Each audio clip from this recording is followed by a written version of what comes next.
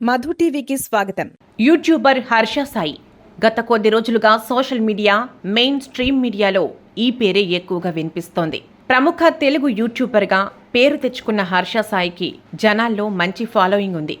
అయితే 4-5 రోజులుగా హర్ష సాయి కేసు సంచలనంగా మారింది. హర్ష సాయిపై లైంగిక వేధింపులు, మానసిక వేధింపుల ఆరోపణల కేసు నమోదైంది. ఇవి చాలావన్నట్లు మనోడిపై మనీ లాండరింగ్ కేసు కూడా నమోదు చేశారు పోలీసులు. ఈ కేసులో ట్విస్టుల మీద ట్విస్టులు వెలుగు చూస్తుండగా ఆడియో లీక్స్ కేసును మరింత బలోపేతం చేస్తున్నాయి. యూట్యూబ్లో హర్ష సాయికి విపరీతమైన క్రేజ్ ఉంది. హర్ష సాయి యూట్యూబ్ ఛానల్కు సుమారు 11 మిలియన్ల సబ్స్క్రైబర్లు, ఇన్స్టాగ్రామ్లో 14 మిలియన్ల మంది ఫాలోవర్లు ఉన్నారంటే అతని క్రేజ్ గురించి ప్రత్యేకంగా చెప్పాల్సిన పని లేదు. యూట్యూబ్లో ప్రజలకు సహాయం చేస్తూ తన వీడియోలతో మంచి పేరు తెచ్చుకున్నాడు. పేదవాళ్లను ఆదుకున్నట్లు వీడియోలు చేస్తూ వారికి భారీ మొత్తంలో డబ్బులు కూడా ఇస్తున్నట్లు వీడియోలో తీసి యూట్యూబ్లో పెట్టేవాడు హర్ష సాయి. దీంతో జనాల్లో మనోడిపై గుడ్ ఫీలింగ్ వచ్చేసింది. చాలా రోజులు ఇలాంటి వీడియోలకే పరిమితమైన హర్ష ఆ తర్వాత బెట్టింగ్ యాప్స్ను కూడా ప్రమోట్ చేస్తూ వచ్చాడు. బెట్టింగ్ యాప్స్ లీగల్ కాకపోయినా ఆ యాప్స్ వాళ్ళు ఇచ్చే భారీ మొత్తానికి ఆశపడి వాటిని ప్రమోట్ చేశాడు. అదే ఇప్పుడు హర్ష సాయిని చిక్కుల్లోకి నెట్టింది. హర్ష సాయిని నమ్మి బెట్టింగ్ యాప్స్లో లక్షల్లో మోసపోయామని అతని ఫాలోవర్స్ పోలీసులకు ఫిర్యాదు చేశారు. హర్ష సాయిపై లైంగిక వేధింపుల ఆరోపణలు చేసిన యువతి కూడా బెట్టింగ్ యాప్స్కు ప్రమోట్ చేస్తున్నాడన్న కారణంతోనే హర్ష సాయితో గొడవ పడినట్లు సమాచారం.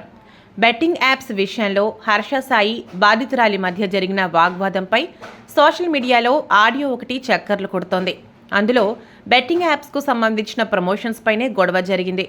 బెట్టింగ్ యాప్స్ ప్రమోషన్స్ చేస్తే హర్ష సాయి ఇమేజ్ దెబ్బ పడుతుందని మెగా సినిమాకి కో ప్రొడ్యూసర్గా వ్యవహరిస్తున్న బాధితురాలు వాపోతుంది. లోటస్ 360 అనే బెట్టింగ్ యాప్ను సెంట్రల్ గవర్నమెంట్ నిషేధించింది.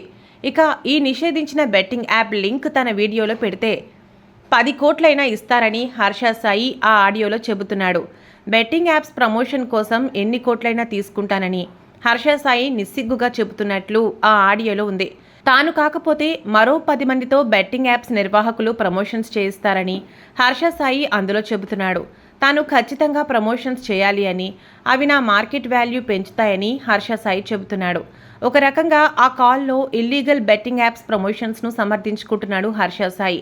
గతంలో కూడా ఇదే అంశం మీద వివాదం చెలరేగగా అప్పుడు కూడా హర్ష సాయి తానేం తప్పు చేయడం లేదని తనను తాను సమర్థించుకునే ప్రయత్నం చేశాడు.